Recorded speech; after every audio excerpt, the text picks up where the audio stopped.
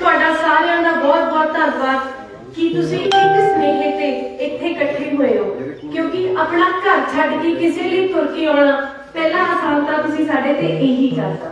तुहाडा चलिया होया एक एक कदम साडे सारे परिवार दे सिर मथे। बहुत बहुत धन्नवाद, तुसी सारिਆਂ ने इन्ना प्यार दिता। पिंड गैला अज मैं गड्डी च बैठी आ रही सी, प्रोग्राम देखे, कहते गैला पिंड जाना। यकीन मनियो बापू जी, मेरी गड्डी च 6 बंदे सी ते 6 ने गिनाया कि मेरी भूआ मेरी भैन गैला पिंड च इन्नियां ते रिश्तेदारियां साडी गड्डी च निकल गईयां। यही तां अपनी पंजाब दी सांझ है, एक दूजे नाल अपनी रिश्तेदारियां, एक दूजे नाल अपना प्यार, यही अपना पंजाब है। पर अपनी पंजाब नूं शायद अपनी ही नजर लगदी।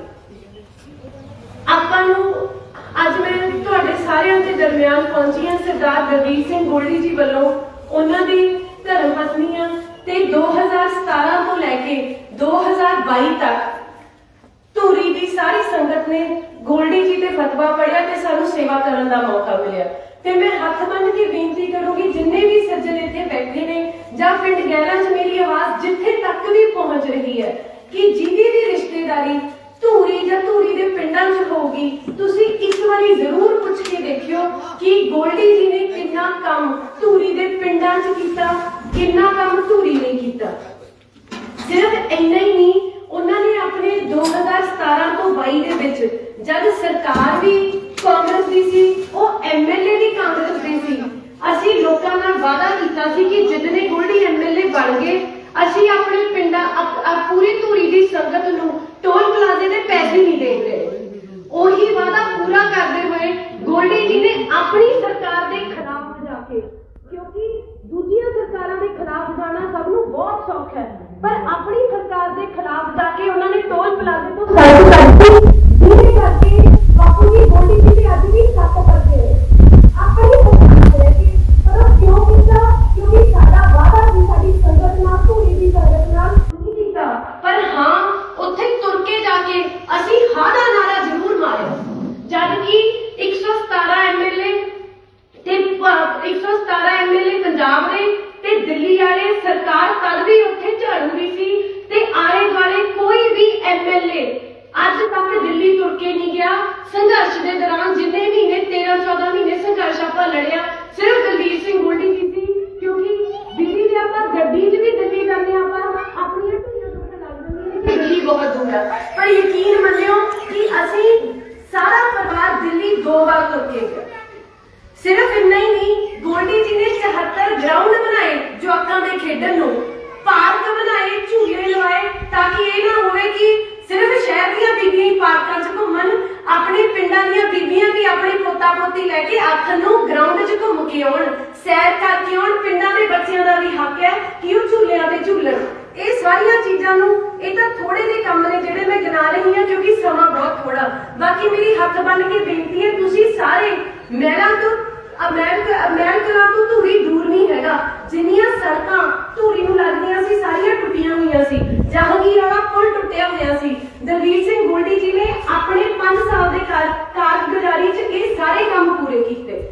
ਪਰ ਜੇ ਅੱਜ ਆਪਾਂ ਗੱਲ ਕਰੀਏ ਕਿ 2022 'ਚ ਜਿਹੜੀ ਸੰਗਤ ਨੇ ਆਮ ਆਦਮੀ ਪਾਰਟੀ ਨੂੰ ਵੋਟਾਂ ਪਾਈਆਂ, ਜੇ ਮੈਂ ਗਹਿਲਾਂ ਦੀ ਵੀ ਗੱਲ ਕਰਾਂ, ਬਾਪੂ ਜੀ ਤੁਸੀਂ 2 ਵਾਰ ਭਗਵੰਤ ਮਾਨ ਜੀ ਨੂੰ ਵੋਟਾਂ ਪਾਈਆਂ, ਐਮਪੀ ਦੀਆਂ ਵੋਟਾਂ ਪਾਈਆਂ, ਕੀ ਉਹ ਗਹਿਲਾ ਆ ਕੇ ਤੁਹਾਡਾ ਧੰਨਵਾਦ ਕਰਕੇ ਗਏ ਨੇ?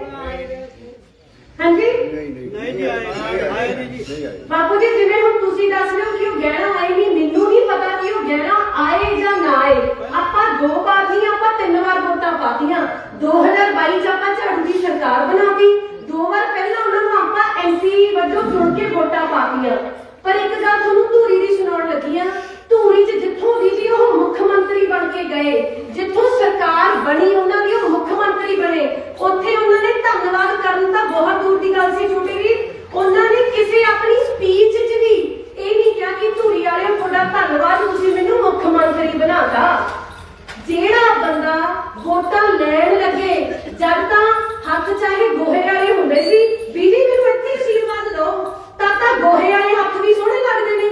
ਵੋਟਾਂ ਤੋਂ ਬਾਅਦ ਇਹ ਲੀਡਰ ਕਿੱਥੇ ਚਲੇ ਜਾਂਦੇ ਨੇ? ਵੋਟਾਂ ਤੋਂ ਬਾਅਦ ਕੋਈ ਗੋਡੀ ਹੱਥ ਕਿਉਂ ਨਹੀਂ ਲਾਉਂਦਾ? ਵੋਟਾਂ ਤੋਂ ਬਾਅਦ ਕੋਈ ਸੰਗਤ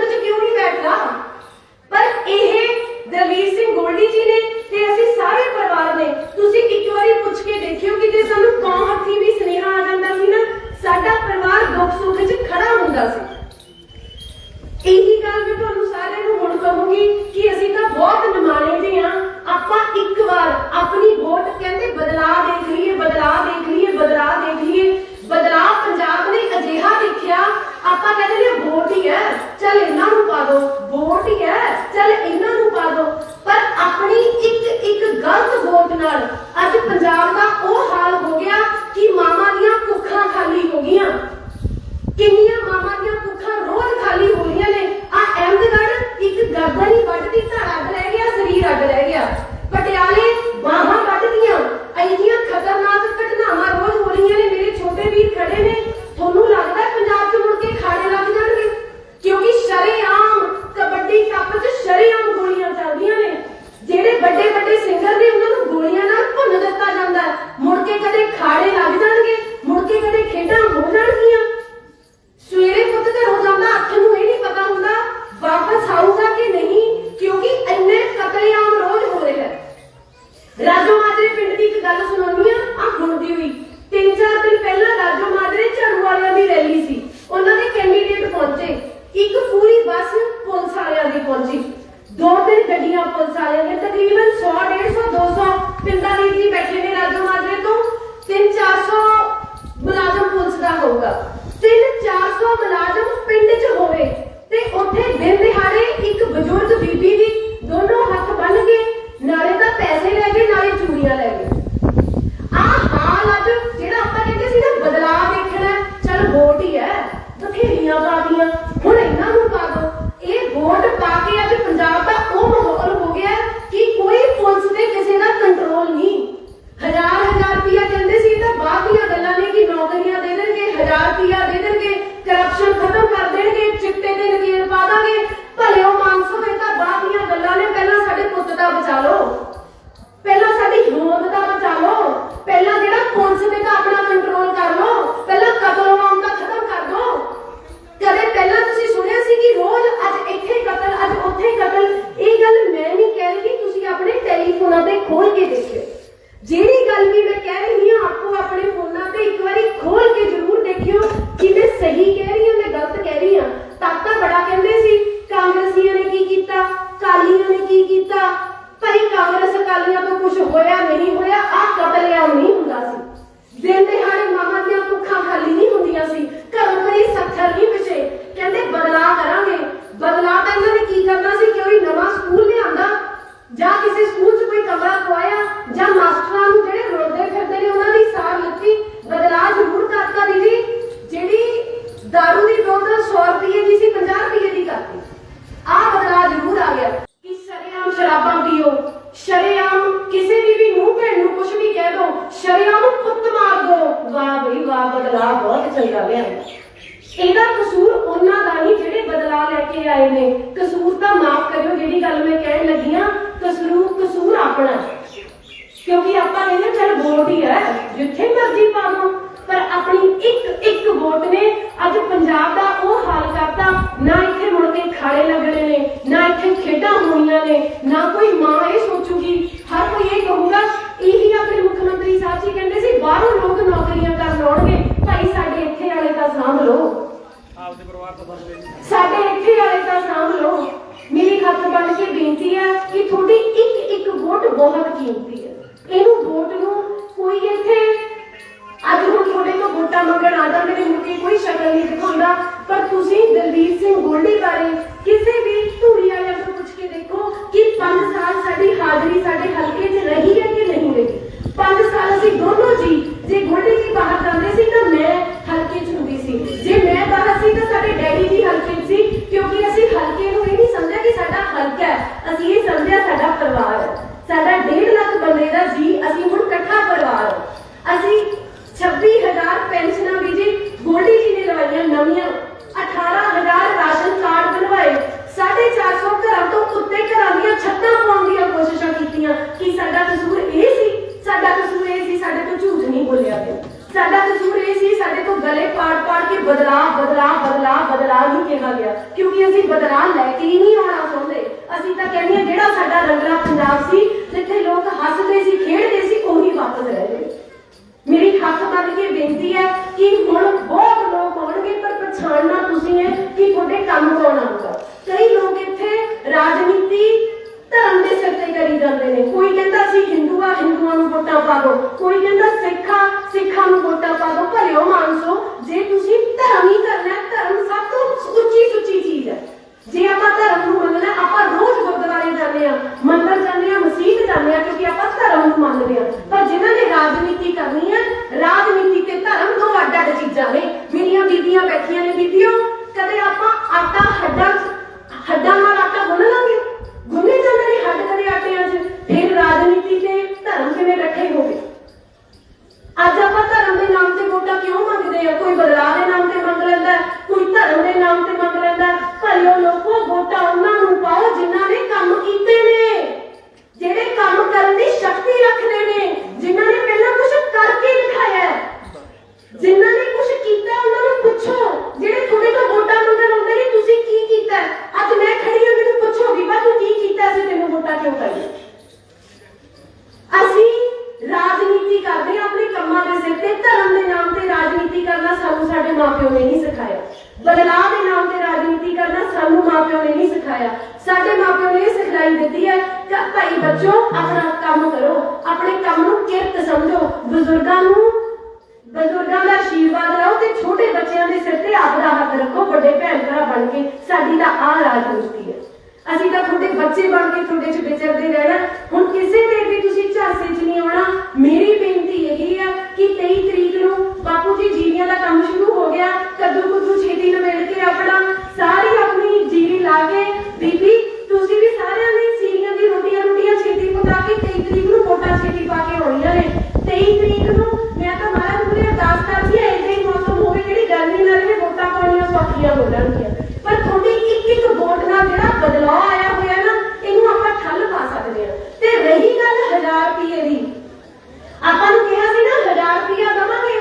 ਮੈਂ ਤੁਹਾਡੇ ਨਾਲ ਵਾਅਦਾ ਕਰਦੀ ਹਾਂ, ਮੈਂ ਪੂਰੇ ਲੱਗੂਗੀ ਤੇ ਮੇਰੀਆਂ ਭੈਣਾਂ ਪਿੱਛੇ ਲੱਗਣ। 1000 ਰੁਪਇਆ ਲੈ ਕੇ ਰਹਾਂਗੇ ਇਹਨਾਂ ਤੋਂ। ਜਿਹੜਾ ਕਿਹਾ ਨਾ 1000 ਰੁਪਇਆ ਮੂਹਰੇ ਮੈਂ ਤੁਰੂ, ਪਿੱਛੇ ਤੁਰਨ ਵਾਲੇ ਬਣ ਜਿਓ। ਪਰ ਅੱਜ ਮੇਰੇ ਹੱਥ 'ਚ ਸਰਕਾਰੀ ਦਰਬਾਰੇ ਮੇਰੀ ਨਹੀਂ ਚੱਲਣੀ, ਮੇਰੇ ਹੱਥ ਖਾਲੀ ਨੇ। ਅੱਜ ਮੈਂ ਤੁਹਾਡੇ ਵਰਗੀ ਹਾਂ।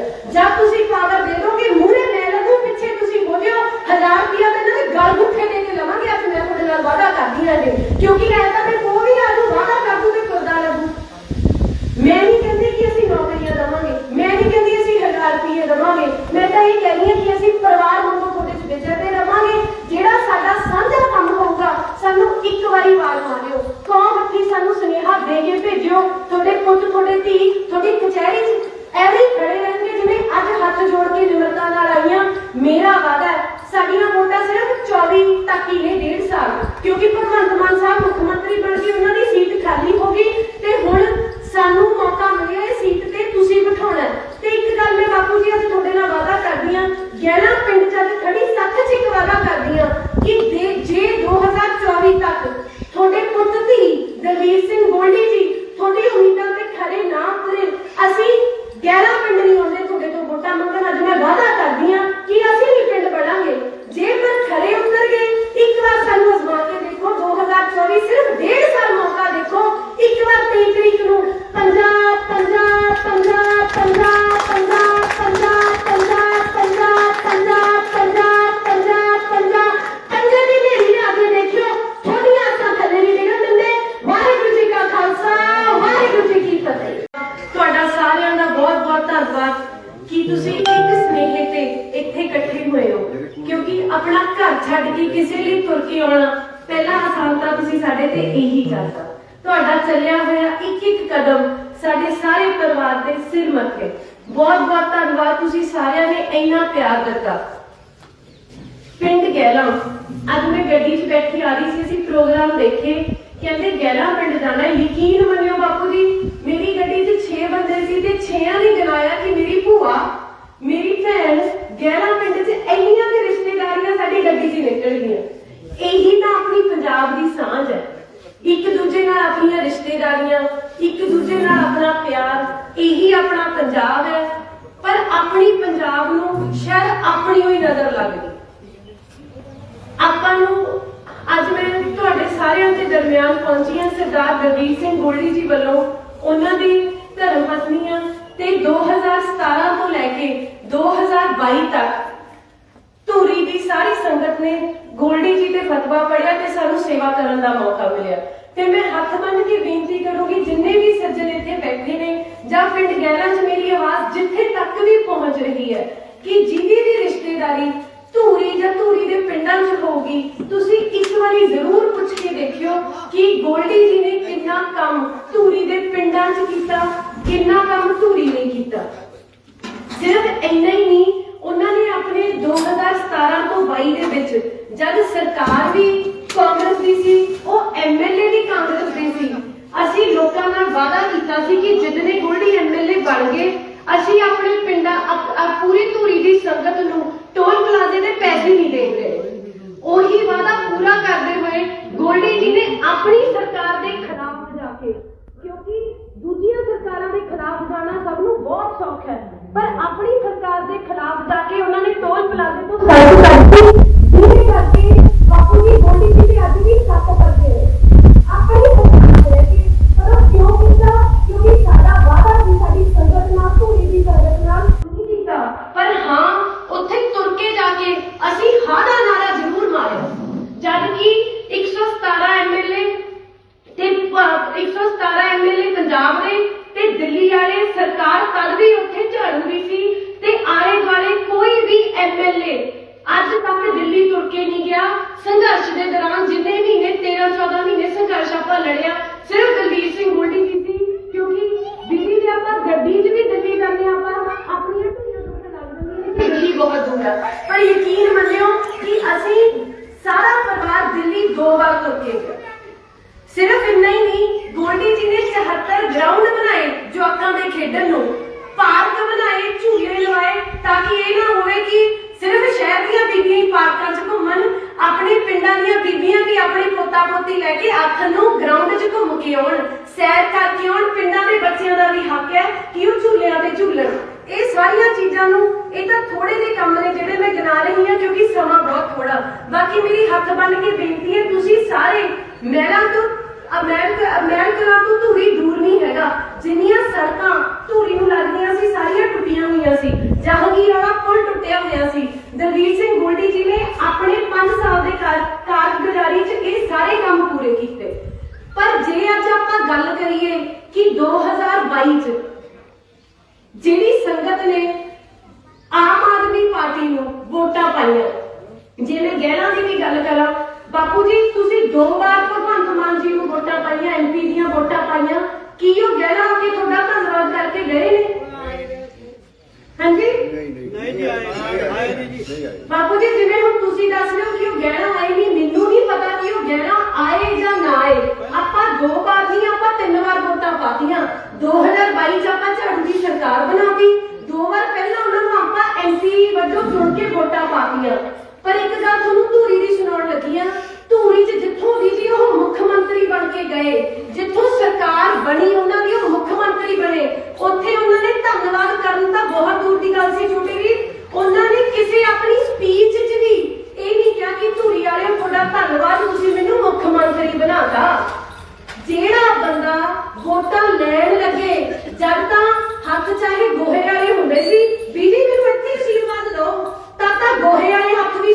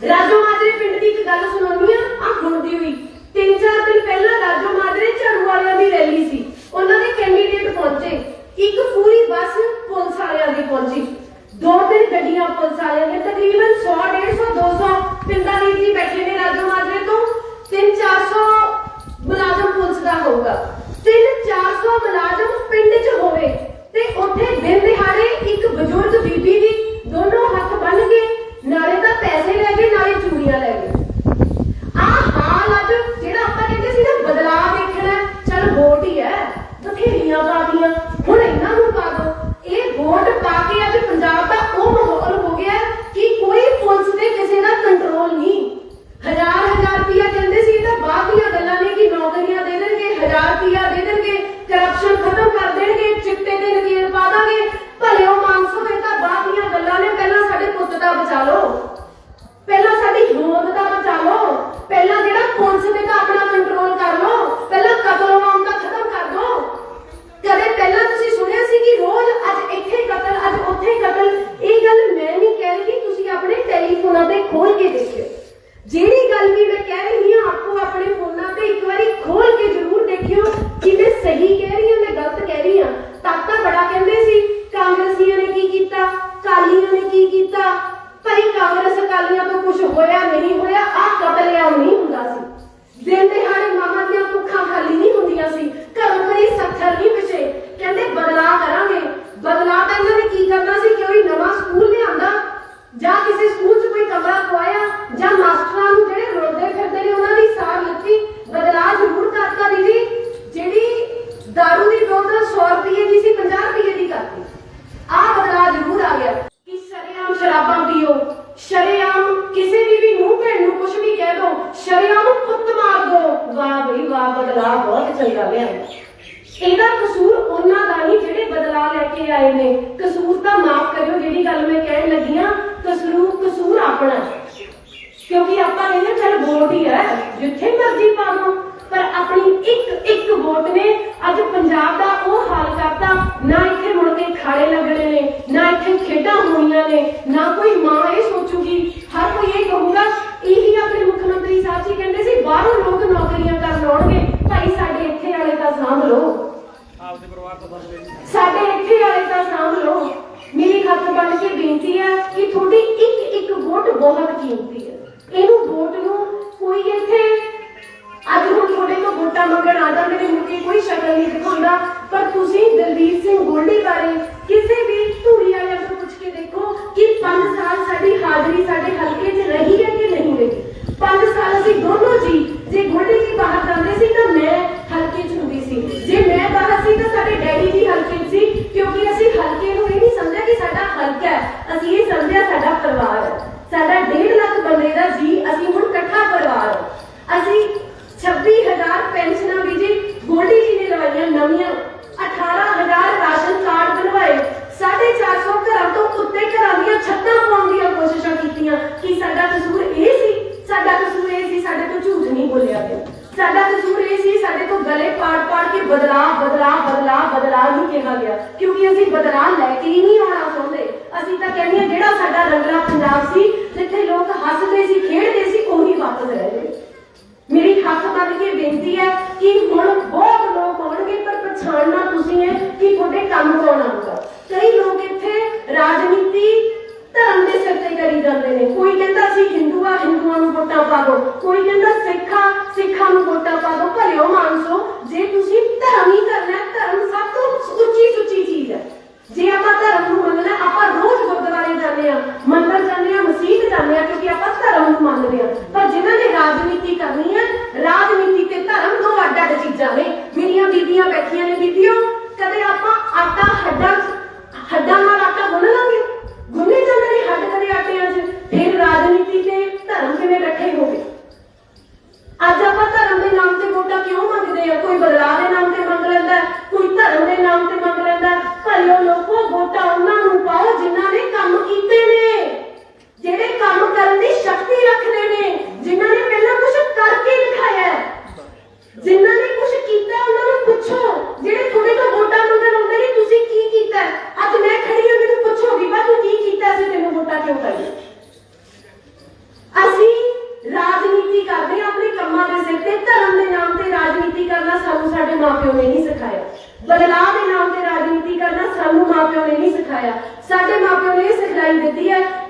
बच्चों अपना काम करो, अपने काम नूं किरत समझो, बुजुर्गां का आशीर्वाद लो ते छोटे बच्चों के सिर ते आपदा हाथ रखो। बड़े भैन भरा बन के साडी दा आ राजनीति है।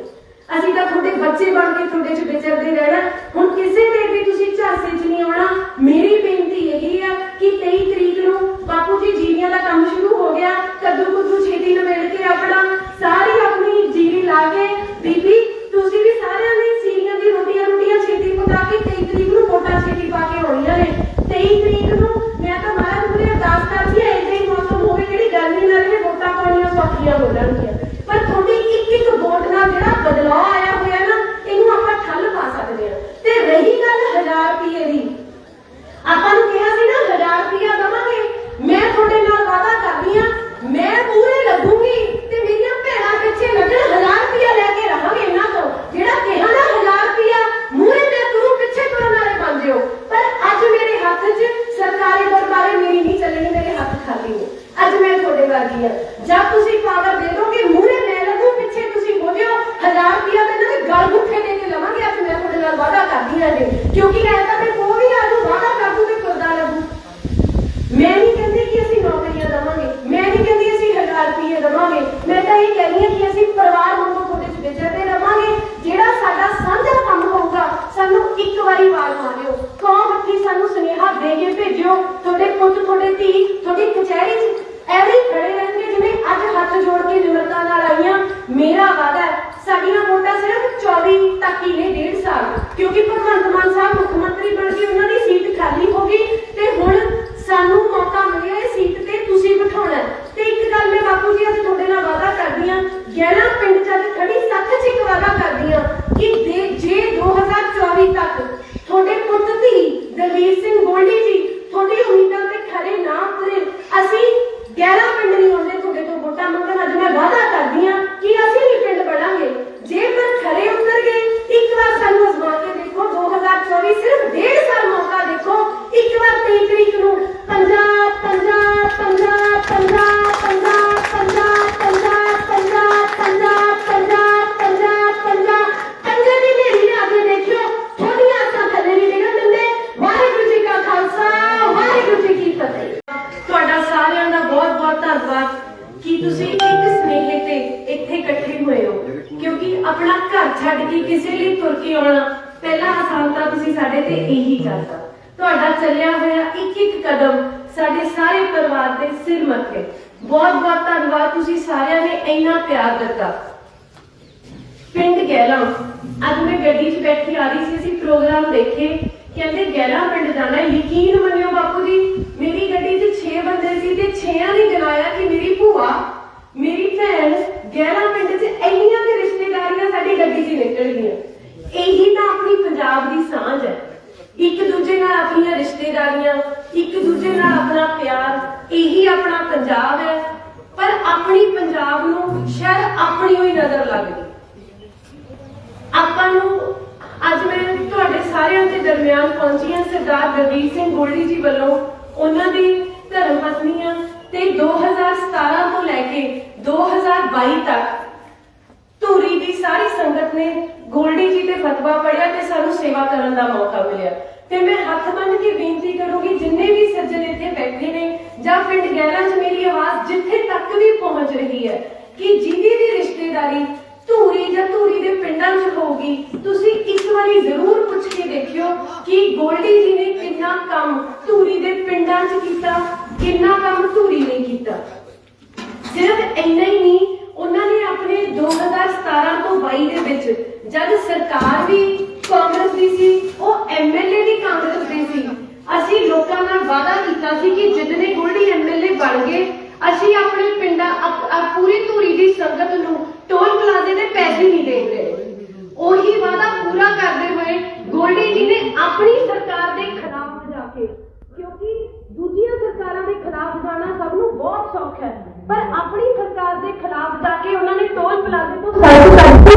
ਜਿਹਦੇ ਕਰਕੇ ਬਾਪੂ ਜੀ ਗੋਲਡੀ ਜੀ ਤੇ ਅੱਜ ਵੀ ਸੱਪ ਕਰਦੇ ਨੇ ਆਪਣੀ ਸਰਕਾਰ ਲੈ ਕੇ। ਪਰ ਕਿਉਂ ਕੀਤਾ? ਕਿਉਂਕਿ ਸਾਡਾ ਵਾਅਦਾ ਸੀ ਸਾਡੀ ਸੰਗਤ ਨਾਲ, ਧੂਰੀ ਦੀ ਸੰਗਤ ਨਾਲ ਨਹੀਂ ਕੀਤਾ। ਪਰ ਹਾਂ, ਉੱਥੇ ਤੁਰ ਕੇ ਜਾ ਕੇ ਅਸੀਂ ਹਾਂ ਦਾ ਨਾਰਾ ਜ਼ਰੂਰ ਮਾਰਿਆ। ਜਦ ਕਿ 117 117 MLA पंजाब दे ते दिल्ली वाले सरकार तद भी उत्थे झाड़ूगी सी ते आले दुआले कोई भी MLA अज तक दिल्ली तुर के नहीं गया। संघर्ष के दौरान जिन्ने महीने 13-14 महीने संघर्ष आपां लड़िया सिर्फ दलवीर सिंह गोल्डी की सी, क्योंकि दिल्ली दे आपां गड्डी च भी दिल्ली जाने आपां अपनी ढूंढियां दुख लग जांदियां कि दिल्ली बहुत दूर है, पर यकीन मन्नियो कि असीं सारा परिवार दिल्ली 2 बार तुर के गया। सिर्फ इन्ना ही नहीं, गोल्डी जी ने 74 ग्राउंड बनाए जवाकां दे खेडण नूं, पार्क बनाए, झूले लवाए, ताकि ये ना होवे कि सिर्फ शहर दीयां बीबियां ही पार्कां च घूमन, अपने पिंडां दीयां बीबियां भी अपने पोता पोती लैके आखन नूं ग्राउंड च घूम के आउण, सैर करके आउण। पिंडां दे बच्चियां दा भी हक है कि वो झूलियां ते झूलन। ये सारियां चीजां नूं ये तां थोड़े ਜਿਹੇ ਕੰਮ ने ਜਿਹੜੇ मैं गिना रही हां क्योंकि समा बहुत थोड़ा। बाकी मेरी हੱਥ बन के बेनती है, तुसीं सारे महलां तो महल कलां तो धूरी दूर नहीं हैगा। जिन्नियां सड़कां धूरी नूं लगदियां सी सारियां टुटियां होईयां सी, जहांगीर वाला पुल टुटिया होया सी। दलवीर सिंह गोल्डी जी ने अपने 5 साल दे कारगुजारी च ये सारे काम पूरे कीते। पर जे अज आपां गल करिए कि 2022 च जिहड़ी संगत ने आम आदमी पार्टी नूं वोटां पाईयां, जे मैं गैलां दी भी गल करां, बापू जी तुसीं 2 बार भगवंत मान जी नूं वोटां पाईयां, MP दीयां वोटां पाईयां, की ओ गैला आके तुहाडा धन्नवाद करके गए ने? हां जी बापू जी, जिवें हुण तुसीं दस रहे हो कि ओ गैला आए नहीं, मैनूं नहीं पता कि ओ गैला आए जां ना आए। आपां 2 बार नहीं, आपां 3 बार वोटां पातीयां। 2022 च आपां झाड़ू दी सरकार बनाती, 2 बार पहला उन्हां नूं आपां MP वजों चुन के वोटां पातीयां। पर एक गल तुहानूं धूरी दी सुणाउण लगी आ, धूरी च जिथों भी जी ਉਹ ਮੁੱਖ ਮੰਤਰੀ ਬਣ ਕੇ ਗਏ, ਜਿੱਥੋਂ ਸਰਕਾਰ ਬਣੀ ਉਹਨਾਂ ਦੀ ਉਹ ਮੁੱਖ ਮੰਤਰੀ ਬਣੇ, ਉੱਥੇ ਉਹਨਾਂ ਨੇ ਧੰਨਵਾਦ ਕਰਨ ਤਾਂ ਬਹੁਤ ਦੂਰ ਦੀ ਗੱਲ ਸੀ ਛੋਟੇ ਵੀਰ। ਉਹਨਾਂ ਨੇ ਕਿਸੇ ਆਪਣੀ ਸਪੀਚ 'ਚ ਵੀ ਇਹ ਨਹੀਂ ਕਿਹਾ ਕਿ ਧੂਰੀ ਵਾਲਿਓ ਤੁਹਾਡਾ ਧੰਨਵਾਦ, ਤੁਸੀਂ ਮੈਨੂੰ ਮੁੱਖ ਮੰਤਰੀ ਬਣਾਤਾ। ਜਿਹੜਾ ਬੰਦਾ ਵੋਟਾਂ ਲੈਣ ਲੱਗੇ ਜਦ ਤਾਂ ਹੱਥ ਚਾਹੇ ਗੋਹੇ ਵਾਲੇ ਹੁੰਦੇ ਸੀ, ਬੀਜੀ ਮੈਨੂੰ ਇੱਥੇ ਅਸ਼ੀਰਵਾਦ ਦਿਓ, ਤਾਂ ਗੋਹੇ ਵਾਲੇ ਹੱਥ ਵੀ ਸੋਹਣੇ ਲੱਗਦੇ ਨੇ। ਵੋਟਾਂ ਤੋਂ ਬਾਅਦ ਇਹ ਲੀਡਰ ਕਿੱਥੇ ਚਲੇ ਜਾਂਦੇ ਨੇ? ਵੋਟਾਂ ਤੋਂ ਬਾਅਦ ਕੋਈ ਗੋਡੀ ਹੱਥ ਕਿਉਂ ਨਹੀਂ ਲਾਉਂਦਾ? ਵੋਟਾਂ ਤੋਂ ਬਾਅਦ ਕੋਈ ਸੰਗਤ 'ਚ ਕਿਉਂ ਨਹੀਂ ਬੈਠਦਾ? ਪਰ ਇਹ ਦਲਵੀਰ ਸਿੰਘ ਗੋਲਡੀ ਜੀ ਨੇ ਤੇ ਅਸੀਂ ਸਾਰੇ ਪਰਿਵਾਰ ਨੇ, ਤੁਸੀਂ ਇੱਕ ਵਾਰੀ ਪੁੱਛ ਕੇ ਦੇਖਿਓ ਕਿ ਜੇ ਸਾਨੂੰ ਕੌਣ ਹੱਥੀ ਵੀ ਸੁਨੇਹਾ ਆ ਜਾਂਦਾ ਸੀ ਨਾ, ਸਾਡਾ ਪਰਿਵਾਰ ਦੁੱਖ ਸੁੱਖ 'ਚ ਖੜਾ ਹੁੰਦਾ ਸੀ। ਇਹੀ ਗੱਲ ਮੈਂ ਤੁਹਾਨੂੰ ਸਾਰਿਆਂ ਨੂੰ ਹੁਣ ਕਹੂੰਗੀ ਕਿ ਅਸੀਂ ਤਾਂ ਬਹੁਤ ਨਿਮਾਣੇ ਜਿਹੇ ਹਾਂ। ਆਪਾਂ ਇੱਕ ਵਾਰ ਆਪਣੀ ਵੋਟ ਕਹਿੰਦੇ ਬਦਲਾਅ ਦੇਖ ਲਈਏ, ਬਦਲਾਅ ਦੇਖ ਲਈਏ, ਬਦਲਾਅ ਦੇਖ ਲਈਏ। ਬਦਲਾਅ ਪੰਜਾਬ ਨੇ ਅਜਿਹਾ ਦੇਖਿਆ, ਆਪਾਂ ਕਹਿੰਦੇ ਨੇ ਵੋਟ ਹੀ ਹੈ, ਚੱਲ ਇਹਨਾਂ ਨੂੰ ਪਾ ਦੋ, ਵੋਟ ਹੀ ਹੈ, ਚੱਲ ਇਹਨਾਂ ਨੂੰ ਪਾ ਦੋ। ਪਰ ਆਪਣੀ ਇੱਕ ਗਲਤ ਵੋਟ ਨਾਲ ਅੱਜ ਪੰਜਾਬ ਦਾ ਉਹ ਹਾਲ ਹੋ ਗਿਆ ਕਿ ਮਾਵਾਂ ਦੀਆਂ ਕੁੱਖਾਂ ਖਾਲੀ ਹੋ ਗਈਆਂ। ਕਿੰਨੀਆਂ ਮਾਵਾਂ ਦੀਆਂ ਕੁੱਖਾਂ ਰੋਜ਼ ਖਾਲੀ ਹੋ ਰਹੀਆਂ ਨੇ। ਆ ਅਹਿਮਦਗੜ੍ਹ ਇੱਕ ਗਰਦਨ ਹੀ ਵੱਢਦੀ, ਧੜ ਅੱਡ ਰਹਿ ਗਿਆ, ਸਰੀਰ ਅੱਡ ਰਹਿ ਗਿਆ। ਪਟਿਆਲੇ ਬਾਹਾਂ ਵੱਢਦੀਆਂ, ਇੰਨੀਆਂ ਖਤਰਨਾਕ ਘਟਨਾਵਾਂ ਰੋਜ਼ ਹੋ ਰਹੀਆਂ ਨੇ। ਮੇਰੇ ਛੋਟੇ ਵੀਰ ਖੜੇ ਨੇ, ਤੁਹਾਨੂੰ ਲੱਗਦਾ ਪੰਜਾਬ 'ਚ ਮੁੜ ਕੇ ਖਾੜੇ ਲੱਗ ਜਾਣਗੇ? ਕਿਉਂਕਿ ਸ਼ਰੇਆਮ ਕਬੱਡੀ ਕੱਪ 'ਚ ਸ਼ਰੇਆਮ ਗੋਲੀਆਂ ਚੱਲਦੀਆਂ ਨੇ। ਜਿਹੜੇ ਵੱਡੇ ਵੱਡੇ ਸਿੰਗਰ ਨੇ ਉਹਨਾਂ ਨੂੰ ਗੋਲੀਆਂ ਨਾਲ ਭੁੰਨ ਦਿੱਤਾ ਜਾਂਦਾ। ਮੁੜ ਕੇ ਕਦੇ ਖਾੜੇ ਲੱਗ ਜਾਣਗੇ, ਮੁੜ ਕੇ ਕਦੇ ਖੇਡਾਂ ਹੋ ਜਾਣਗੀਆਂ। ਸਵੇਰੇ ਪੁੱਤ ਘਰੋਂ ਜਾਂਦਾ, ਅੱਖ ਨੂੰ ਇਹ ਨਹੀਂ ਪਤਾ ਹੁੰਦਾ ਵਾਪਸ ਆਊਗਾ ਕਿ ਨਹੀਂ, ਕਿਉਂਕਿ ਇੰਨੇ ਕਤਲੇਆਮ ਰੋਜ਼ ਹੋ ਰਹੇ ਹੈ। ਰਾਜੋ ਮਾਜਰੇ ਪਿੰਡ ਦੀ ਇੱਕ ਗੱਲ ਸੁਣਾਉਣੀ ਆ ਹੁੰਦੀ ਹੋਈ।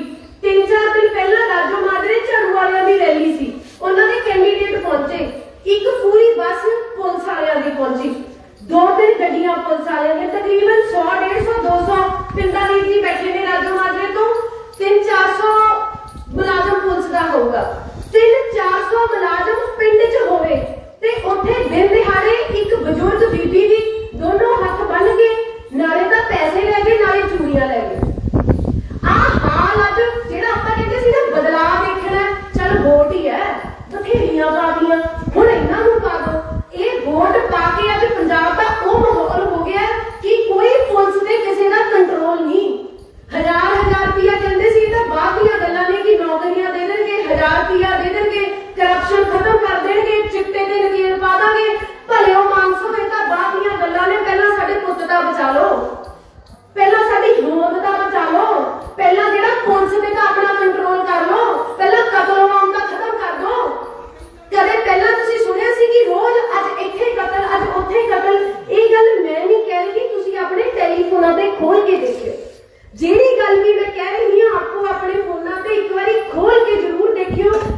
सही कह रही हूं मैं गलत कह रही हूं?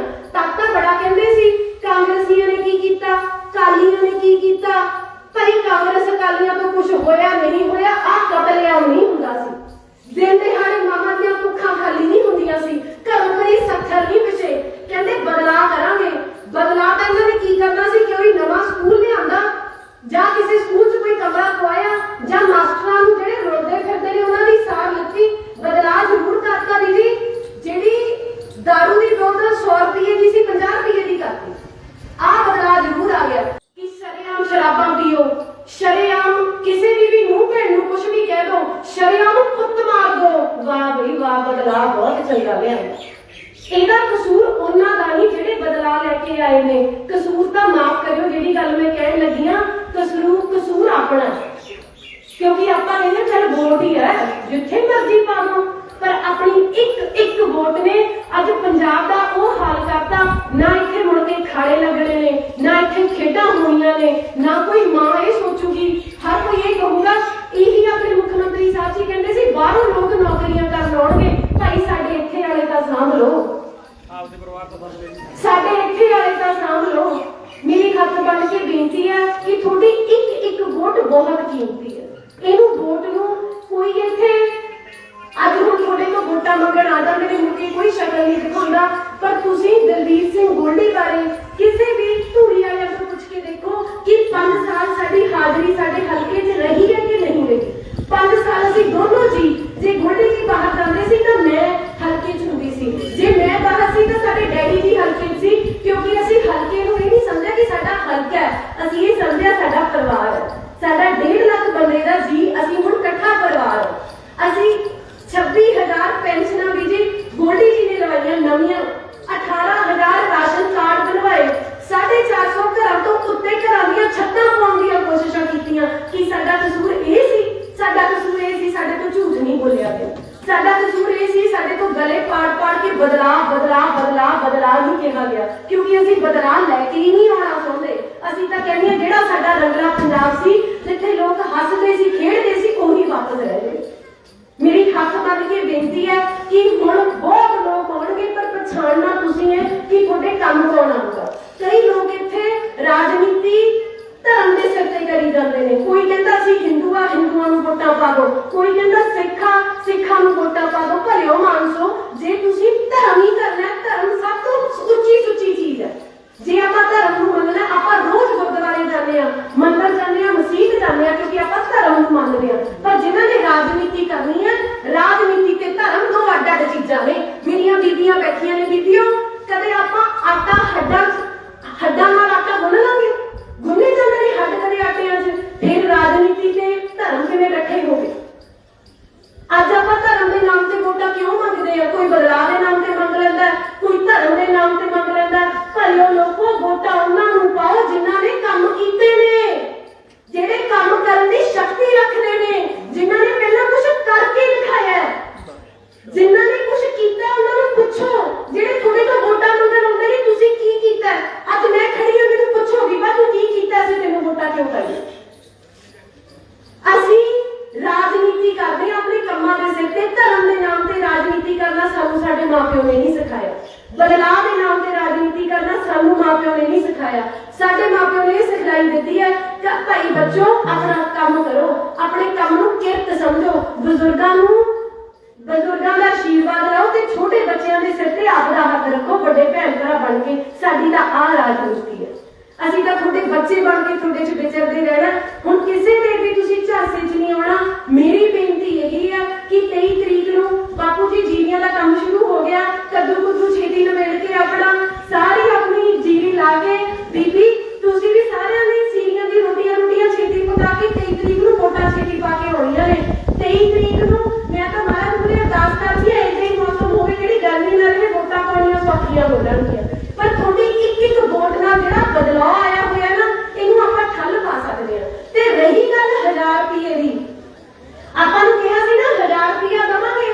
ਮੈਂ ਤੁਹਾਡੇ ਨਾਲ ਵਾਅਦਾ ਕਰਦੀ ਹਾਂ, ਮੈਂ ਪੂਰੇ ਲੱਗੂਗੀ ਤੇ ਮੇਰੀਆਂ ਭੈਣਾਂ ਪਿੱਛੇ ਲੱਗਣ। 1000 ਰੁਪਇਆ ਲੈ ਕੇ ਰਹਾਂਗੇ ਇਹਨਾਂ ਤੋਂ। ਜਿਹੜਾ ਕਿਹਾ ਨਾ 1000 ਰੁਪਇਆ ਮੂਹਰੇ ਤੇ ਤੁਰੂ, ਪਿੱਛੇ ਤੁਰਨ ਵਾਲੇ ਬਣ ਜਿਓ। ਪਰ ਅੱਜ ਮੇਰੇ ਹੱਥ 'ਚ ਸਰਕਾਰੀ ਦਰਬਾਰੇ ਮੇਰੀ ਨਹੀਂ ਚੱਲਣੀ, ਮੇਰੇ ਹੱਥ ਖਾਲੀ ਨੇ। ਅੱਜ ਮੈਂ ਤੁਹਾਡੇ ਵਰਗੀ ਹਾਂ।